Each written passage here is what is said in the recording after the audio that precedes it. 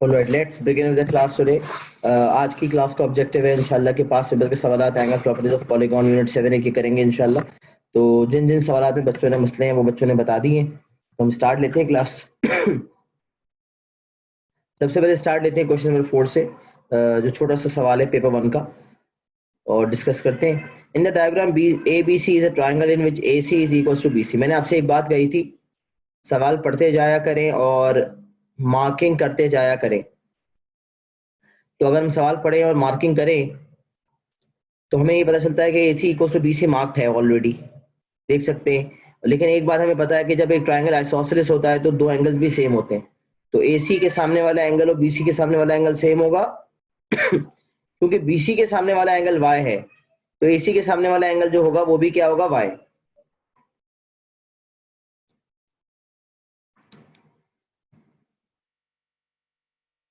और हम देख सकते हैं ये वाला एंगल कितना दिया हुआ है, 116 दिया हुआ है। ये वाला एंगल 116 है, तो अगर मैं 180 से इस एंगल को माइनस कर दूं तो ये वाला एंगल कितना हो जाएगा, 64 डिग्री। 180 minus 116 is 64 degree. तो अगर मुझे y निकालना है, सबसे पहले उसने मुझे कहा x निकालो। अच्छा, x निकालने के लिए अगर आप देखें तो BC और DE आर पैरेलल लिखा हुआ भी उसने। The point D is on AB produced and the point E is on AC produced. DE is parallel to BC. Given that BCE is 116, calculate x। अच्छा, जब दो लाइंस पैरेलल होती हैं तो जो अंदर वाले एंगल्स होते हैं वो क्या होते हैं, इंटीरियर होते हैं। उनका सम मिला के 180 होता है। तो अगर मैं 116 की और x की बात करूं तो ये दोनों आपस में इंटीरियर एंगल्स हैं, और इंटीरियर एंगल्स क्या होते हैं, supplementary. Interior angles are supplementary, इसका मतलब उनका सम मिला के 180 होता है। तो उस हिसाब से अगर हम देखें तो ये हो जाएगा 116 plus x is equal to 180, और मेरे पास x वाला एंगल आ जाएगा 64 डिग्री। अच्छा, जैसे ये x 64 है उसी तरह ये वाला एंगल भी 64 है, क्योंकि ये दोनों आपस में कॉरेस्पॉन्डिंग एंगल्स भी हैं। या यूं सोच लें कि स्ट्रेट लाइन पे एंगल सम 180 होता है, तो 181 माइनस 116 किया तो ये 64 आ गया। तो y निकालने के लिए ट्राइंगल ABC कंसिडर करें, और ट्राइंगल ABC में y plus 64 is equal to 180। तो 116 डिवाइडेड बाय 2 हो जाएगा, विच इज 58। तो y is equal to 58 degree.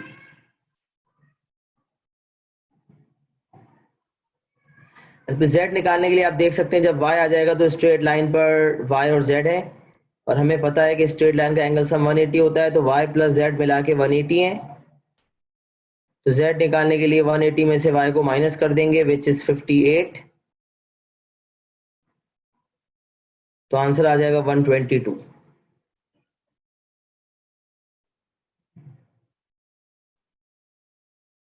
तो x, y और z का आंसर बहुत आसानी के साथ आ गया क्वेश्चन नंबर 4 में। अच्छा, क्वेश्चन नंबर 5 तो बहुत ही सिंपल था, जिसमें हमें बताया जा रहा था कि डिस्क्राइब द एंगल XYZ।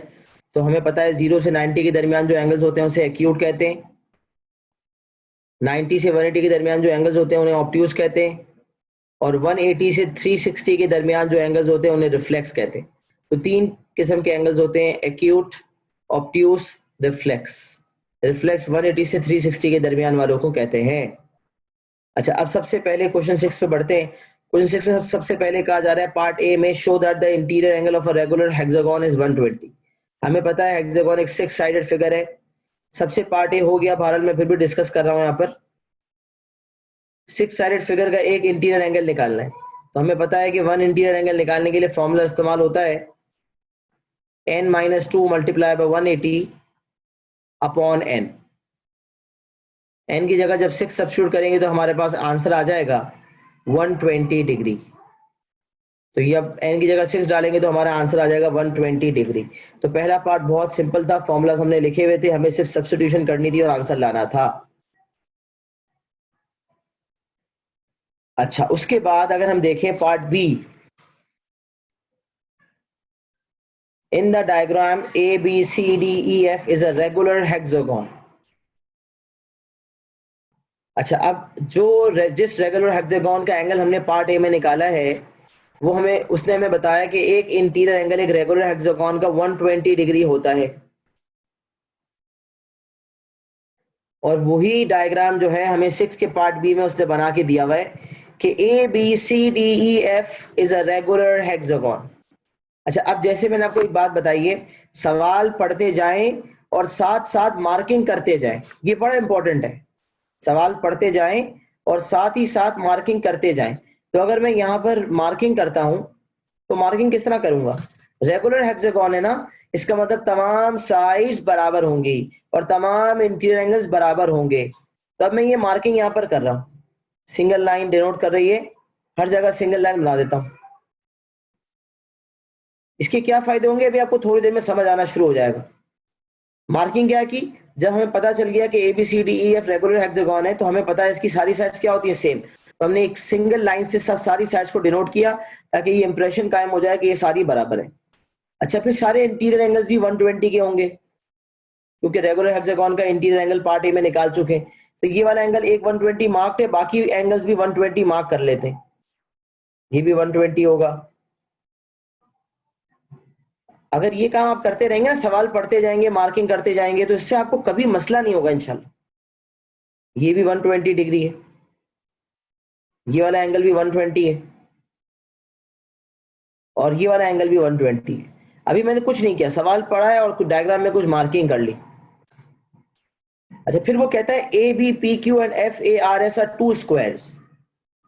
अच्छा, स्क्वायर्स में हम एक बात जानते हैं, जब स्क्वायर्स होते हैं तो स्क्वायर्स की तमाम साइड्स भी इक्वल होती हैं और तमाम एंगल्स भी 90 डिग्री के होते हैं।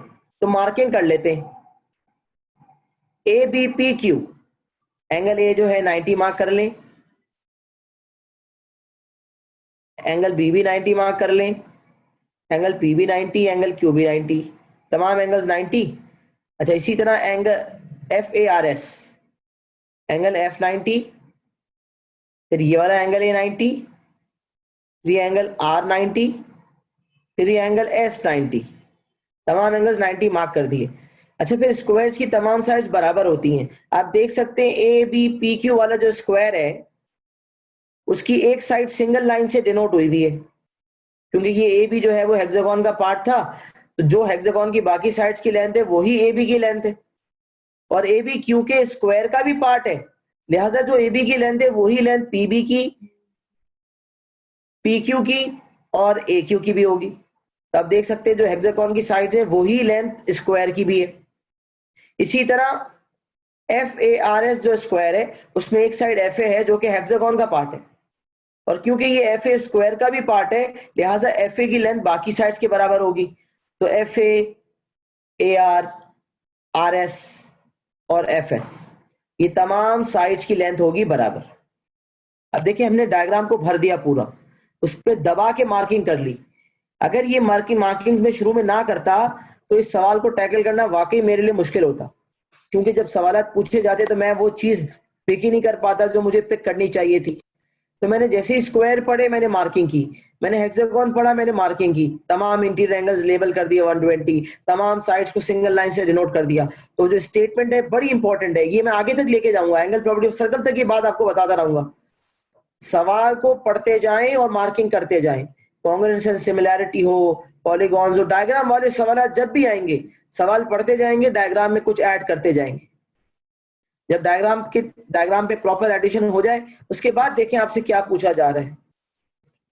तो पार्ट 1 में पूछा जा रहा है कैलकुलेट, पार्ट ए में कहा जा रहा है रिफ्लेक्स पीबीसी। अच्छा, अगर हम देखें तो यहां पर एंगल पीबीसी कौन सा है, तो हमारे जहन में आता है कि एंगल पीबीसी ये वाला है। हम सोचेंगे एंगल पीबीसी तो ये वाला है। तो आप देखिए, ये जो मैंने रेड में मार्क किया है ना पीबीसी, ये ऑब्ट्यूस एंगल है। ये जो एंगल है ये ऑब्ट्यूस एंगल है, क्योंकि ये 180 से छोटा है।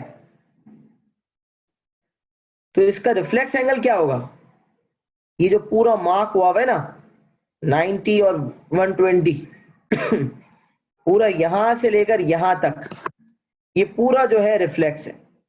अच्छा, पीछे शायद बुक के आंसर्स में ना कुछ पार्ट 2 का आंसर भी गलत है, तो शायद 1 के पार्ट ए का आंसर भी गलत है, कुछ गलतियां हैं।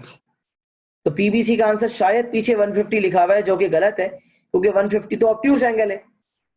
तो यहां पर ऑब्ट्यूज एंगल अगर हमें मांगा जाता तो ऑब्ट्यूज एंगल 150 आता, लेकिन हमसे रिफ्लेक्स पीबीसी उसने मेंशन किया, तो रिफ्लेक्स पीबीसी होगा 120 प्लस 90।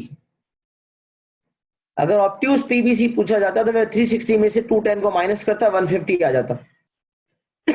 पीछे शायद आंसर 150 है, जो कि गलत है।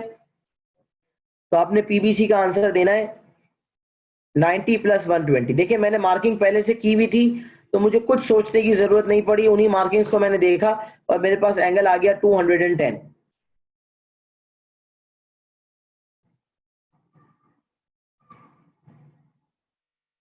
देखें, हमसे पूछा जा रहा है एंगल पीबीसी, सही है। अब पीबीसी वाला ये पी है, ये बी है और ये सी है। मुझसे रिफ्लेक्स पीबीसी पूछा जा रहा है। एक एंगल पीबीसी वाला ये है और एक एंगल पीबीसी वाला ये है। इनमें से कौन सा वाला चूज करूंगा? तो याद रखें, ये वाला आपको नजर आ रहा होगा 180 से कम है, 90 से बड़ा, 180 से छोटा। तो ये वाला एंगल तो ऑब्ट्यूज पीबीसी है। तो ये जो पीछे वाला है ना, ये रिफ्लेक्स पीबीसी कहलाएगा। देखिए अगर मैं आपसे कहूं ना, एक ट्राइंगल है एबीसी और आपको ये वाला एंगल दिया हुआ है 50, ये वाला एंगल दिया हुआ है 70, तो ये वाला एंगल कितना होगा? अब आपसे पूछा जाता है एबीसी वाला एंगल निकालें, कुछ भी नहीं लिखा हुआ, तो आप खामोशी से एबीसी वाला एंगल निकाल लेंगे। 180 माइनस 70 माइनस 50, 60 आ जाएगा। लेकिन अगर आपसे पूछा जाता है रिफ्लेक्स एबीसी निकालें, तो आप समझ जाते हैं कि मुझे ये बाहर वाला निकालना है। और ये रिफ्लेक्स निकालने के लिए हमेशा, क्योंकि एक पॉइंट पे पूरा एंगल मिला घुमा के 360 होता है और एक हिस्सा उसका 60 डिग्री है, लिहाजा पूरा हो जाएगा 360 माइनस 60, 300 डिग्री। लेकिन अगर हम यहां देखें तो एंगल पीबीसी जो रेड मार्क किया है वो पीबीसी है।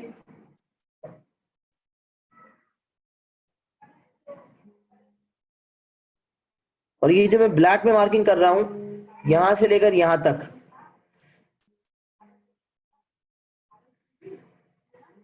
देखें ये वाला एंगल यहां से यहां तक, ये पूरा एंगल पीबीसी रिफ्लेक्स है। तो हमसे इस वक्त कौन सा पूछा जा रहा है? रिफ्लेक्स पीबीसी पूछा जा रहा है। तो आप देखें ना, पीबीसी जो रिफ्लेक्स वाला है उसमें एक पार्ट 120 है और एक पार्ट 90 है। तो अगर मैं पूरा इसको घुमा लूं तो ये 120 प्लस 90 मिला के कितना हो जाएगा? 210 डिग्री। सब समझ आया, या मैं माइक ऑन करके तुम्हें लाइव पार्टिसिपेट करवा के समझाऊं? मैंने कोशिश तो की थी समझाने की, समझ आया कुछ?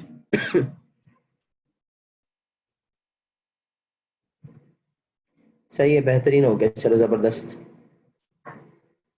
नहीं समझ आया किसी को तो रेज हैंड कर सकता है, मैं माइक में समझा सकता हूँ, कोई टेंशन की बात नहीं है। अच्छा, फिर पूछा जाता है ऑब्ट्यूज पीएएस निकालें। तो आए डायग्राम पे, पीएएस कौन सा वाला एंगल है? पीएएस वाला एंगल कौन सा वाला है? यहां से लेकर यहां तक, जो मैंने रेड में मार्किंग की है ना, ये वाला एंगल पीएएस जो हमसे पूछा जा रहा है। अच्छा, ये वाला एंगल कैसे निकाला जाए? तो अब देखिए बेटा, इस वाले एंगल में एक पार्ट यहां से यहां तक है, ये वाला पार्ट कितना है? याद रखिए, जब स्क्वायर होता है, स्क्वायर के डायगोनल्स होते हैं तो 90 डिग्री के दो हिस्से हो जाते हैं, 45 45। Very good. तो ये वाला जो हिस्सा है जो मैंने ब्लैक में मार्क कर दिया, ये 45 हो गया। अच्छा, फिर ये वाला जो रेड वाला हिस्सा है, ये वाला पार्ट, ये भी 45 डिग्री है। अब ये वाला पार्ट कैसे आएगा? बीच वाला, ये वाला पार्ट कैसे आएगा? तो अब देखिए, अगर ये पूरा सर्कल में देखूं, ए का अगर मैं पूरा सर्कल घुमाऊं, तो मेरे पास ये पूरा एंगल मेरे पास मौजूद है। 120 प्लस 90 प्लस 90, 120 प्लस 90 प्लस 90 करूंगा तो 60 आ जाएगा ये। Very good. अगर मैं ए का ये वाला एंगल निकालना चाहता हूं, ए का एक्यूट वाला, तो आप देख सकते हैं कि ए के इर्द गिर्द 2 90 है और एक 120 है। साथ साथ मार्किंग करने का देखिए फायदा देखें, तो 360 डिग्री में मैंने 90 2 दफा माइनस कर दिया और एक दफा 120, तो आंसर आ गया 60 डिग्री। तो यहां से मुझे पता चला कि ये वाला हिस्सा हो गया 60 डिग्री। अब मुझे जो एंगल PAS पूछा गया था, तो PAS के तमाम हिस्से मिला के मैंने निकाल लिए। पहला हिस्सा 45, दूसरा हिस्सा 60, तीसरा हिस्सा फिर 45 और मिला के आंसर आ गया 150 डिग्री। तो पार्ट बी भी हमने सॉल्व कर लिया। फिर पूछा जाता है पार्ट सी में एक्यूट RBA। RBA, अच्छा अब अगर आप देखें RBA एक ट्रायंगल बना हुआ है, R ये A है, ये B है। आपसे पूछा जा रहा है RBA निकालें। तो अगर आप नोटिस करें, आपने डायग्राम में कुछ मार्किंग की हुई है, उस मार्किंग से आपको पता चलता है कि जो AB वाली साइड है वही AR वाली साइड है। देखिए अगर ये मार्किंग पहले से नहीं की हुई होती तो इस पॉइंट पे आपको ये पिक होना बहुत मुश्किल था कि ट्रायंगल RBA एक आइसोसेलेस ट्रायंगल है। क्यों आइसोसेलेस है? क्योंकि RBA में दो साइड्स हैं AB और AR और वो दोनों बराबर हैं। तो अगर मुझसे एग्जामिनर ने RBA वाला एंगल यानी कि ये वाला पूछा हुआ है, तो RBA वाला एंगल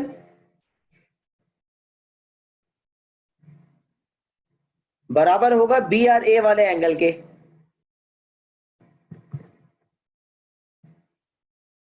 तो ये वाला एंगल भी यही होगा। तो अगर मुझे एंगल ए पता चल जाए तो मैं ये निकाल सकता हूं। तो क्या मुझे एंगल ए पता है?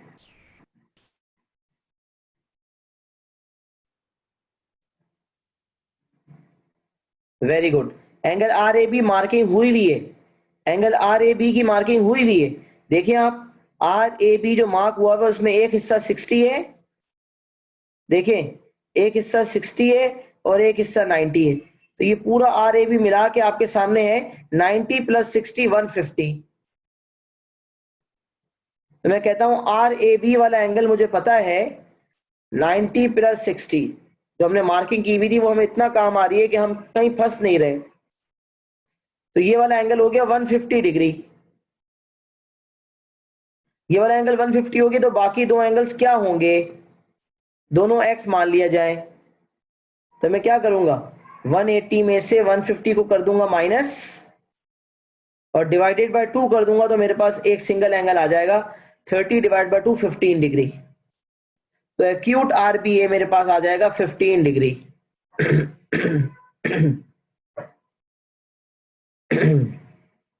ये हमने पार्ट सी भी सॉल्व कर लिया। फिर हमें पूछा जा रहा है what is the special name given to the triangle AQR। तो पहले देखें, अगर मैं AQR ट्राइंगल आपके सामने रखूं, तो AQR में एंगल A मुझे पता है 60 डिग्री है और AQ और AR बराबर है। देखें आप मार्किंग अगर देखें तो AQ और AR बराबर है। अच्छा एक एंगल 60 है, बाकी दो एंगल्स अगर मैं निकालना चाहूं तो कैसे निकालूंगा?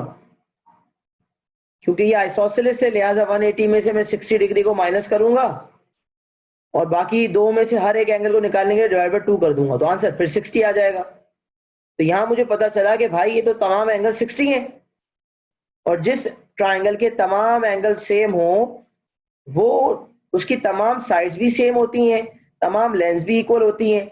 ऐसे ट्राइंगल को क्या कहा जाता है? Very good, equilateral triangle. अच्छा पीछे इसका आंसर लिखा हुआ है आइसोसेलेस ट्राइंगल। तो ये पीछे वाले बुक वाले की गलती है, इसके आंसर्स मैंने खुद मार्किंग स्कीम से एग्जामिनर रिपोर्ट से भी वेरीफाई किए हैं, तो आंसर्स वही हैं जो हम सोच रहे हैं। लिहाजा आपने टेंशन नहीं लेना, पीछे वाले आंसर को काट देना है और आइसोसेलेस आंसर नहीं है, आपका आंसर होगा इक्विलेटरल ट्राइंगल।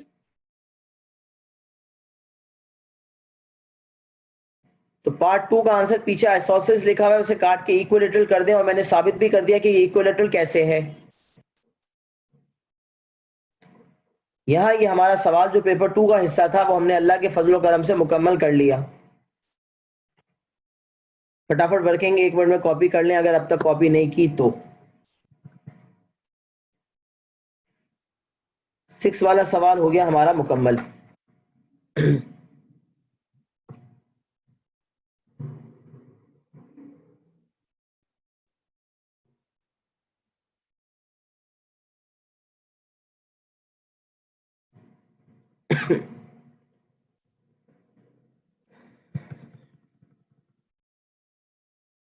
अच्छा, उसके बाद बढ़ते हैं क्वेश्चन नंबर 8 की जानिब। 7 तो नॉर्मल रिपीटेटिव सवाल है जो हमने बहुत दफा देख लिया। The diagram shows part of a regular polygon with n sides. Each interior angle of this polygon is 156. Find the value of n. ये भी रिपीटेटिव रिक्वायरमेंट है जो हर सवाल में आ रही होती है। नंबर ऑफ साइड्स निकालनी है। तो हमने दो फॉर्मूला सीखे थे नंबर ऑफ साइड्स के, उसमें से एक आसान वाला था sum of exterior divided by one exterior. तो इंटीरियर क्योंकि 156 है तो एक्सटीरियर होगा 180 माइनस 156 विच इज 24। और जब 360 डिग्री डिवाइड बाय 24 डिग्री करूंगा तो आंसर आ जाएगा 15। इसका मतलब n की वैल्यू है 15। इसका मतलब नंबर ऑफ साइड्स है 15। अच्छा, फिर मार्किंग करते हैं डायग्राम पे। क्योंकि ये एक रेगुलर पॉलीगॉन है तमाम साइड्स बराबर होंगी, तो मैं कहता हूँ ए बी बराबर होगी बी सी के, सी डी के, डी के, ये तमाम साइड्स बराबर है। रेगुलर पॉलीगॉन है लिहाजा A B is equal to B C is equal to C D is equal to D. जितनी साइड्स हमें नजर आ रही है तमाम बराबर है। बाकी ये जो ए के साथ कनेक्टिंग साइड है उसका लेटर लिखा हुआ नहीं है, इसका मतलब ये हमें देखना भी नहीं है। तो फिर याद रखें कल मैंने डिटेल में एक्सप्लेनेशन करवाई थी कि जब हमें बहुत सारी एडजेसेंट साइड्स दी हो रेगुलर पॉलीगॉन की, A B is a side, triangle A B C क्या होगा, isosceles triangle. A B C D क्या होगा, आइसोसेलेस ट्रेपीजियम। तो ये वही सवाल है जैसे मैंने सबसे पहला सवाल करवाया था। अच्छा, जब आई B A B C D isosceles trapezium है लिहाजा हमें पता चल जाएगा कि ये जो बीसी वाली साइड है ये एडी वाली साइड से पैरेलल है, और पैरेलल होने की वजह से इंटीरियर एंगल्स और ऑल्टर्नेट एंगल्स फॉर्म हो रहे होते हैं। अच्छा, सबसे पहले अगर मैं देखूं मुझसे पूछा जा रहा है पार्ट बी ए सी डी वाला पूछा जा रहा है, ये वाला एंगल। तो मैंने कहा यार सबसे पहले एक चीज सॉर्ट आउट करता हूं, ये ए बी सी वाला एंगल कितना होगा, ये इंटीरियर एंगल है लिहाजा ए बी सी वाला एंगल होगा 156। ये बी सी डी वाला एंगल पूरा एंगल कितना होगा 156। इसी तरह सी डी ई वाला एंगल पूरा एंगल कितना होगा 156। तो सारे एंगल 156 होंगे।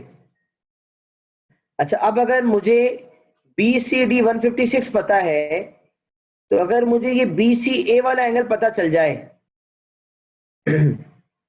तो मैं 156 में से ये बी सी ए वाला एंगल माइनस कर दूंगा तो मेरे पास ए सी डी वाला एंगल आ जाएगा जो कि एग्जामिनर ने पूछा है। तो सवाल ये बी सी ए वाला एंगल कैसे आए, तो क्योंकि triangle A B C isosceles है तो ये एंगल निकालने के लिए 180 में से 156 को माइनस करूंगा और डिवाइडेड बाय 2 कर दूंगा। 24 डिवाइड बाय 2 12 डिग्री आ जाएगा। इससे मुझे पता चला कि ये जो छोटा सा पार्ट है ये 12 डिग्री है, इसी तरह ये वाला जो छोटा सा पार्ट है ये भी 12 डिग्री है।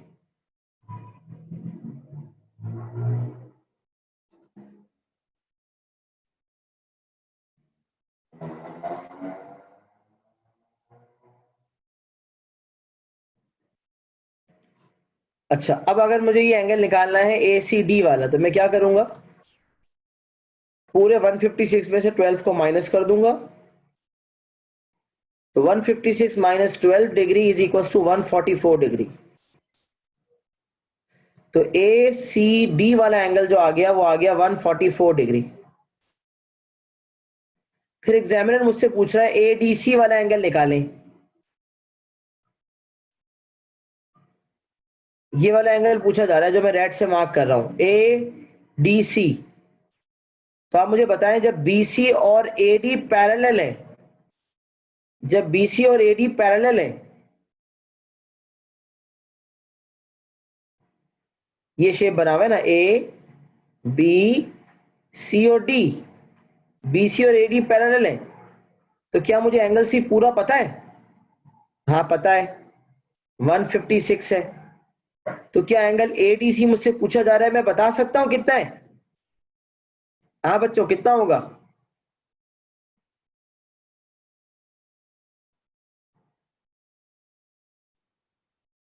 Very good, 24।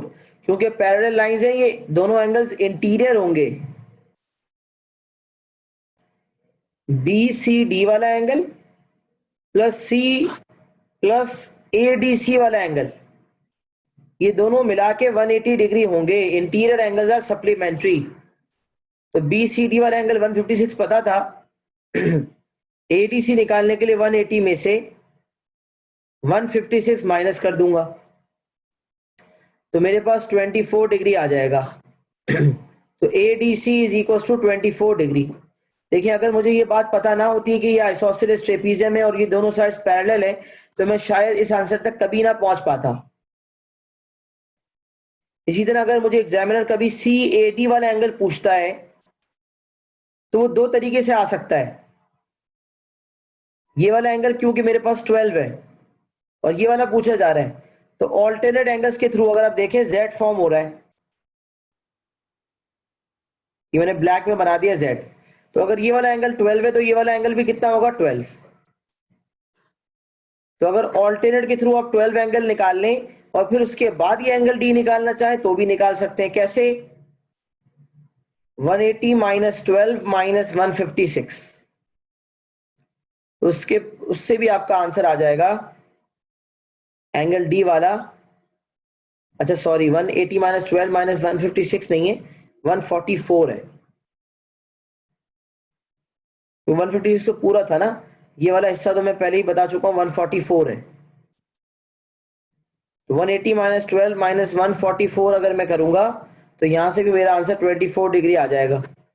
तो पहले आप CAD वाला एंगल निकाल लेते ऑल्टरनेट से, और फिर 180 से माइनस करके एंगल D निकाल लेते, या डायरेक्टली, क्योंकि ये वाला एंगल 156 था और ये इंटीरियर एंगल्स थे, तो आप डायरेक्ट 180 को 156 को 180 से माइनस करके 24 निकाल सकते थे।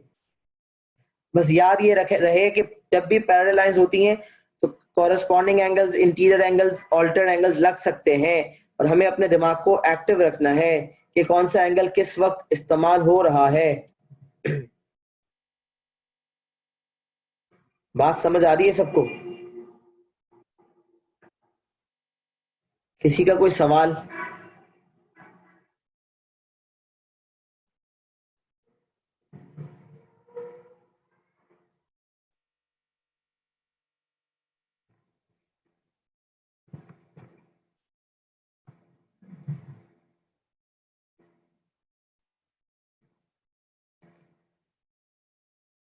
पार्ट बी वापस से। अच्छा मुतार, मैं तुम्हें अनम्यूट कर रहा हूँ। पार्ट बी में क्या समझ नहीं आ रहा? ACD वाला एंगल समझ नहीं आ रहा?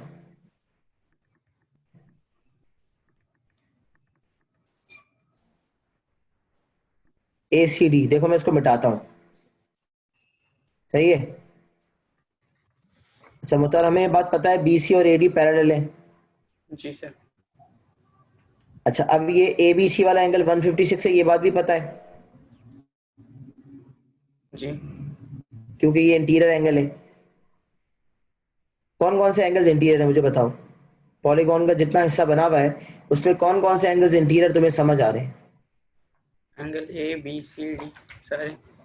एंगल ABC पूरा जो एंगल फॉर्म हो रहा है, फिर जी एंगल जी BCD, angle CDA CDE CDE CDE वो चलता जाएगा ना कैटेगरी में, तो अगर F होगा तो DEF, समझ रहे हो, ये एंगल्स होते हैं जी इंटीरियर। अच्छा, अब मुझे एग्जामिनर ने ये वाला एंगल मांगा है ACD वाला, तो अगर मुझे ये BCA वाला एंगल पता चल जाए तो मैं पूरे 156 में से ये वाला माइनस कर दूंगा तो मेरे पास ये वाला आ जाएगा, है ना।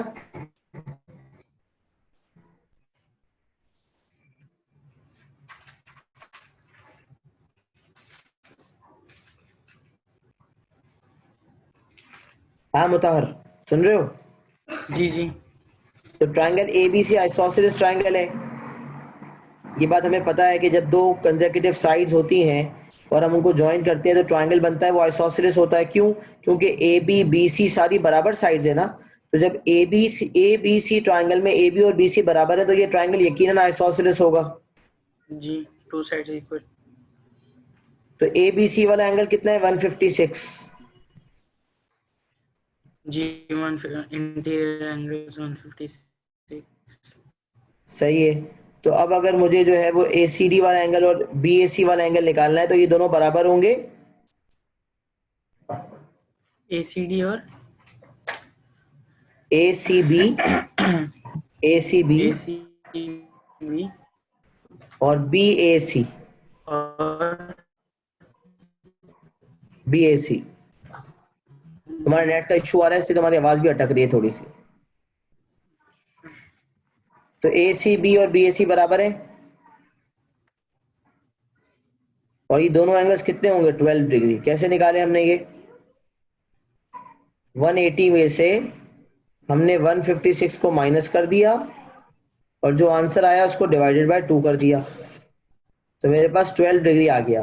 इसकी वर्किंग मैंने यहाँ की हुई है। अच्छा, अब ये वाला एंगल जब मेरे पास 12 आ गया तो ये पूरा 156 था इंटीरियर एंगल। 156 में से मैंने 12 को माइनस कर दिया तो मेरे पास 144 डिग्री आ गया जो कि एंगल ACD था। BCD वाला एंगल इंटीरियर 156 था, उसमें से BCA वाला एंगल जो कि 12 था माइनस कर दिया तो मेरे पास ACD वाला एंगल आ गया 144 डिग्री। जी सर, समझ गया। सही है, बस पार्ट सी तो समझ आ गया ना। जी जी, पार्ट से। अच्छा रेदा, तुम्हें पार्ट सी में मसला हो रहा है?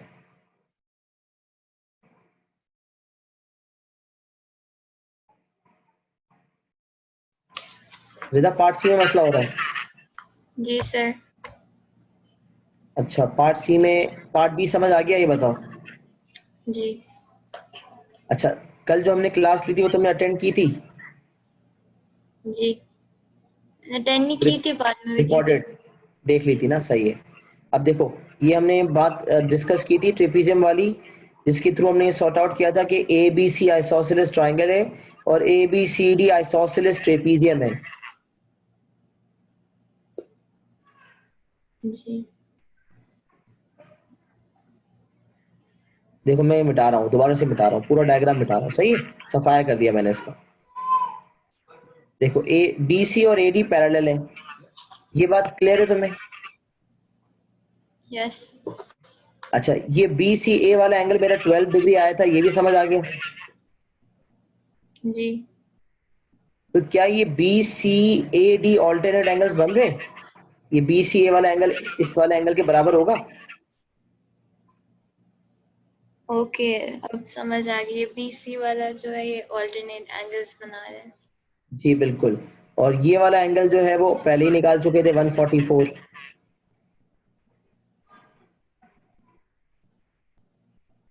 तो हम अब एंगल सम ऑफ ट्राइंगल के थ्रू ये वाला निकाल सकते हैं, 180 माइनस 12 माइनस 144, जिससे ये वाला एंगल आ जाएगा 24 डिग्री। और यही हमसे पूछा जा रहा था। अब समझ आई बात? जी और मैं इसका शॉर्टकट ये बता रहा था कि क्योंकि ये BC और AD पैरेलल है, लिहाजा ये पूरा एंगल C और ये एंगल D ये इंटीरियर एंगल्स होंगे। दो पैरेलल लाइंस जब होती है ना, तो ये वाले जो एंगल्स होते हैं ना, ये इंटीरियर होते हैं, इनका सम मिला के 180 होता है।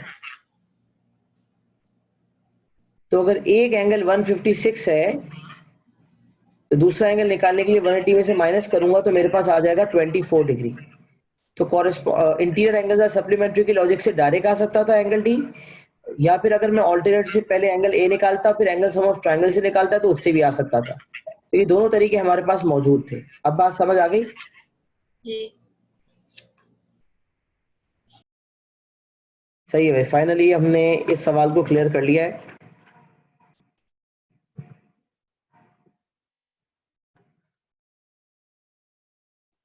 क्वेश्चन नंबर 8 हमारा क्लियर हो गया। सही है, क्वेश्चन नंबर 9 भी पूछा गया है। क्वेश्चन नंबर 9 देखते हैं। The diagram shows part of a regular polygon with n sides. ये बिल्कुल इसी सवाल का रेप्लिका है, as it is copy pasted सवाल है। क्वेश्चन 8 हमसे हो गया, क्वेश्चन नंबर 9 भी हो जाना चाहिए, इसमें कुछ डिफरेंट नहीं है। बिल्कुल बस सिर्फ इंटीरियर एंगल की वैल्यू चेंज है, बाकी सब कुछ वही है।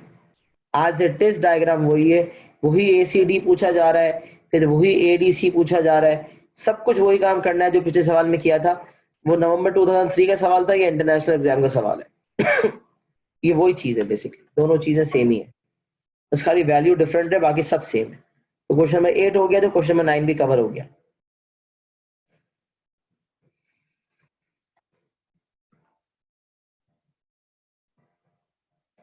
तो बाकी हमें 10 11 में मसला नहीं है, फिर क्वेश्चन नंबर 15 में मसला है। चलिए क्वेश्चन 15 देखते हैं। 15 के पार्ट बी में मसला उठाया गया है, तो हम पूरा सवाल ही देख लेते हैं। Question number 15। अच्छा 14 में भी मसला है।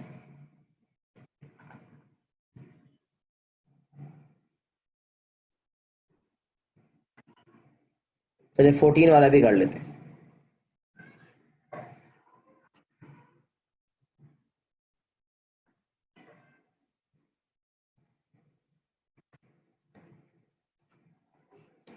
अच्छा क्वेश्चन 14 देखते हैं। चले पहले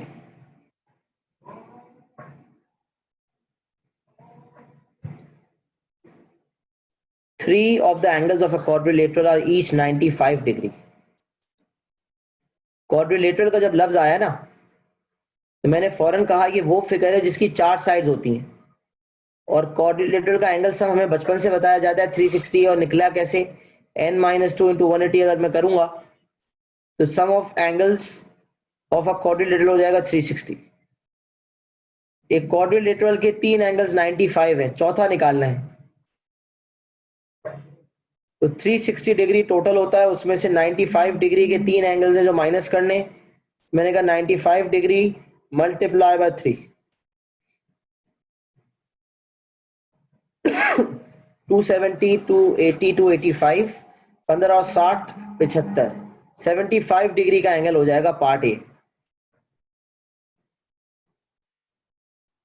फिर पूछा जाता है each interior angle of a regular polygon is 165, how many sides has the polygon. ये वही सवाल है जो हम तक देखते आ रहे हैं। 360 degree total sum of exterior angles है, एक इंटीरियर 165 है, एक एक्सटीरियर 15 होगा, 360 अपॉन 15 करेंगे, हमारे पास नंबर ऑफ साइड आ जाएंगे, शायद 24 होंगी।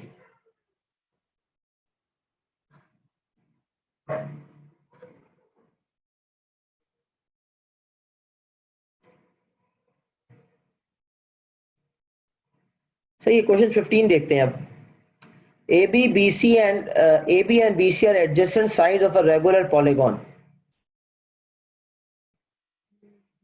AB and BC are adjacent sides of a regular polygon.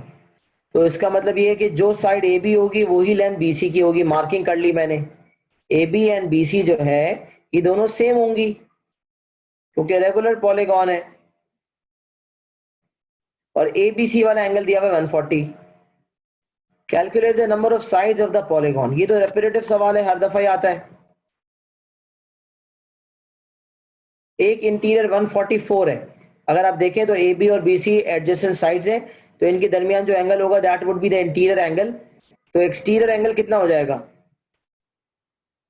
180 minus 140 which would be 40।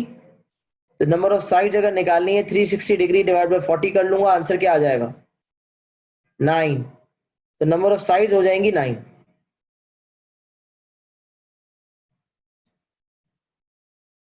Part B अगर हम देखें, कह रहा है CB and BD are adjacent sides of a congruent regular polygon. अच्छा, कॉन्ग्रुएंसी एंड सिमिलैरिटी तो अभी हमने पढ़नी है, लेकिन कॉन्ग्रुएंट का लफ्ज तो यकीनन हमने स्कूलों में पढ़ा होगा। कॉन्ग्रुएंट का मतलब होता है एग्जैक्टली सेम। दो फिगर्स अगर कॉन्ग्रुएंट है ना, तो कॉन्ग्रुएंट का मतलब होता है they are exactly same, same shape, same size, all sides are equal, all angles are equal, all corresponding sides are equal, all corresponding angles are equal. Congruent का लफ्ज जब आ जाए तो कॉन्ग्रुएंट का मतलब होता है एग्जैक्टली सेम।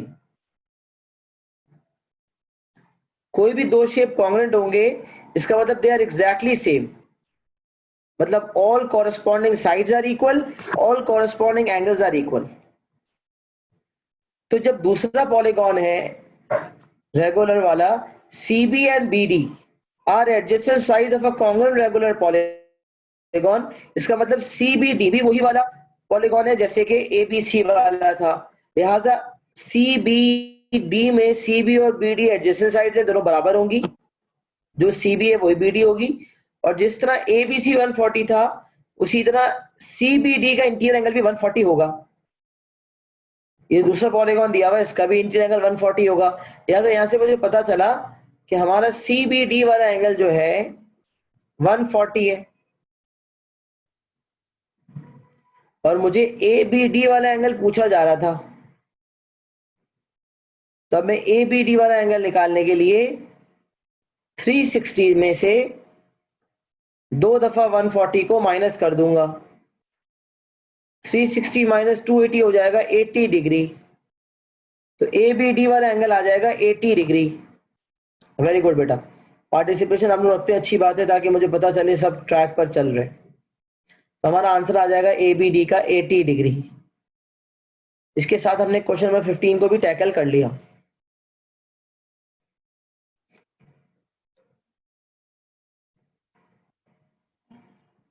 अच्छा जी, क्वेश्चन नंबर 16 की जाने बढ़ते हैं।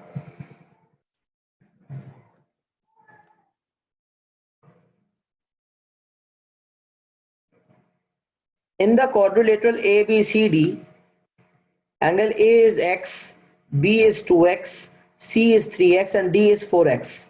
Find x. अब मैं ऐसी ही रफ सा एक क्वाड्रिलेटरल बना लेता हूं।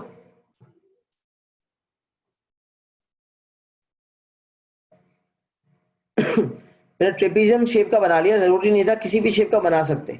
अब मैं मार्क करता हूं, एक एंगल x है, एक एंगल 2x है, एक एंगल जो है वो 3x है,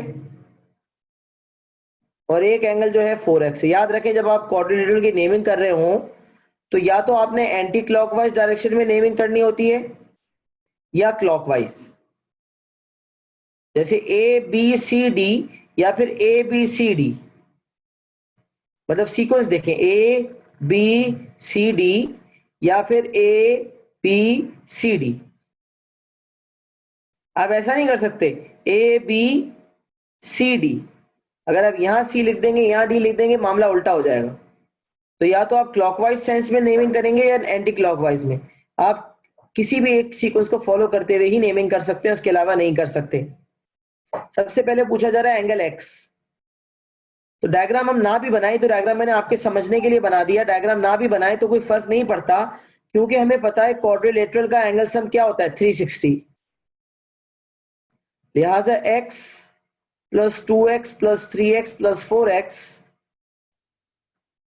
एड अप टू 360।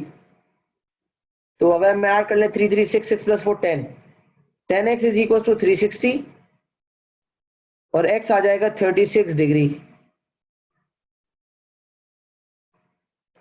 तो पहले पार्ट में x पूछा जा रहा था, मैंने आंसर दे दिया 36 डिग्री। फिर पूछा जा रहा है एक्सप्लेन करें why A B is parallel to DC। Why A B is parallel to DC, बताएं AB और DC पैरेलल क्यों हैं। ये AB है और ये DC है, तो अगर मैं ज्वाइन करूं तो मुझे समझाना है कि ये क्यों पैरेलल है। तो मुझे पैरेलल की कोई प्रॉपर्टी जो है, वेरी गुड, जबरदस्त, वेरी गुड सबा।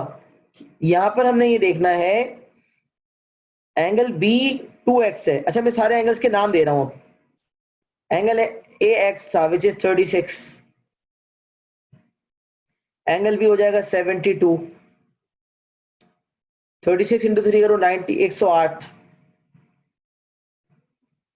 और ये वाला अगर करूं तो ये हो जाएगा 4x which is 144।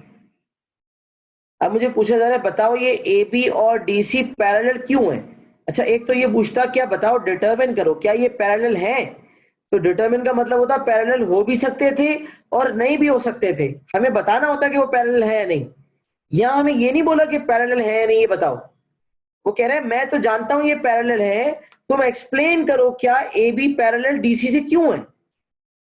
Explain why they are parallel. Examiner knows that they are parallel. He just needs an explanation.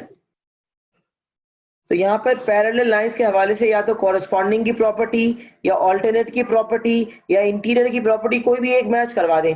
अच्छा ना ऑल्टरनेट यहां पर बन रहे हैं या ना कॉरेस्पॉन्डिंग बन रहे हैं, तो फिर यहां पर किसके थ्रू मैं शो करूंगा कि ये पैरेलल है। तो मैं ये इंटीरियर के थ्रू शो कर सकता हूं। मैं बोलूंगा क्योंकि angle as angle A plus angle D, अच्छा as angle A plus angle D is equals to 180 and मतलब एक चीज भी काफी है वैसे तो, लेकिन मैं आपके सामने दोनों बातें रख रहा हूं। And angle B plus angle C is also 180, और यहां पर रेफरेंस भी देना होगा, एक्सप्लेन करना है। Interior angles are supplementary, hence AB is parallel to DC। क्यों AB और DC पैरेलल है? क्योंकि इंटीरियर एंगल्स का सम मिला के 180 है, और इंटीरियर एंगल्स का सम मिला के 180 सिर्फ तब होता है जब दो साइड्स पैरेलल हों। अगर दो साइड्स पैरेलल नहीं होती तो ऐसा कभी भी ना होता।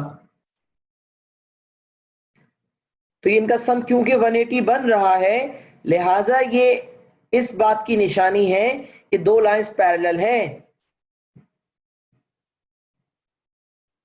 तो ये हमने क्वेश्चन नंबर 16 भी सक्सेसफुली डिस्कस कर लिया।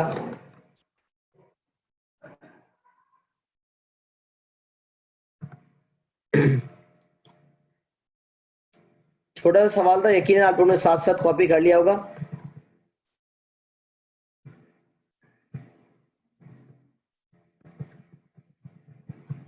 अच्छा बेटा क्वेश्चन नंबर 18 देखते हैं।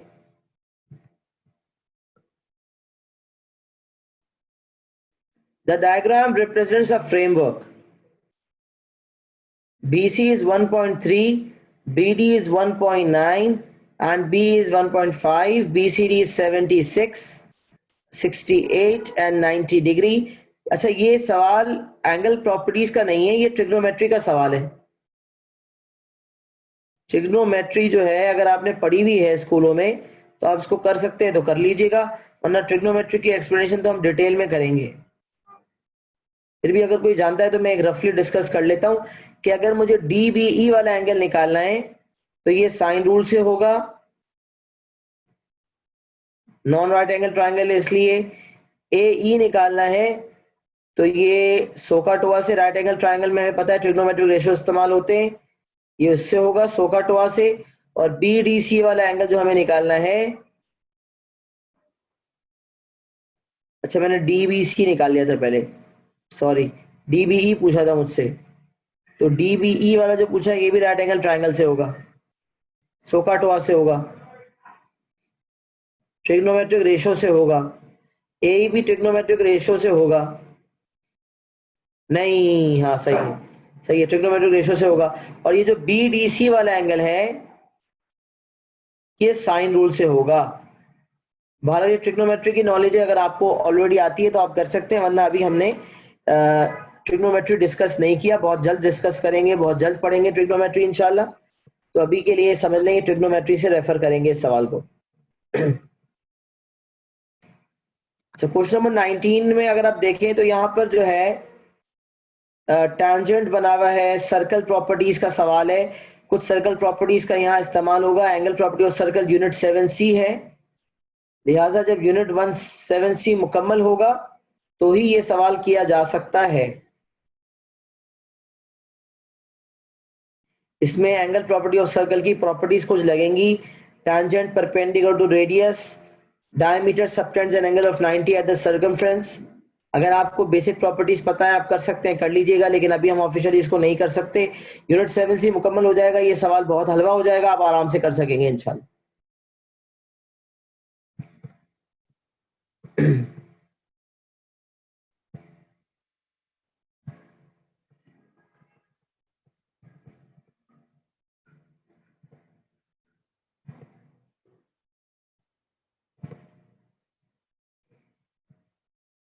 फिर है जो नेक्स्ट क्वेश्चन हमें डिस्कस करना है वो है क्वेश्चन नंबर 22। तो इंशाल्लाह हम ऐसा करेंगे कि जो मजीद सवालात हैं 22 से लेकर 35 तक, वो सवालात जो है वो इंशाल्लाह नेक्स्ट क्लास में डिस्कस करेंगे, जो कि इंशाल्लाह ट्यूसडे को होगी। तो आप लोग को मजीद टाइम है कि आप लोग जो है वो एक दफ़ा अपने सवालात जो आप लोगों ने पूछे हैं उसको एक दफ़ा फिर से रिव्यू कर लें। कुछ सवालात अगर आप खुद से सॉल्व कर सकते हैं तो खुद से सॉल्व कर लें, और इंशाल्लाह फिर मजीद सवालात को हम, क्योंकि मेरी अभी नेक्स्ट क्लास है जो मैंने 3 to 4 स्केड्यूल की थी, तो उस क्लास को मुझे कंडक्ट करना है। I can not extend this class further. तो लिहाजा अब आप लोगों का टास्क ये है कि 35 तक आप लोगों ने मुकम्मल कर लेने तमाम सवालात, और फिर जो शॉर्ट लिस्टेड प्रॉब्लम्स है वो नेक्स्ट क्लास में लाने इंशाल्लाह। और जहां angle properties of polygon, angle properties of circles या फिर सिमिलरिटी एंड कॉन्ग्रुएंसी के सवालात है वैसे छोड़ दीजिएगा। नहीं समझ आता मार्क कर लें, मैं आपको बता दूंगा कौन सा सवाल आप कर सकेंगे कौन सा नहीं कर सकेंगे। तो आज इंशाल्लाह यहीं तक रखते हैं, मिलते हैं इंशाल्लाह अगली क्लास में। तब तक के लिए अपना बहुत ख्याल रखिएगा। अल्लाह हाफिज।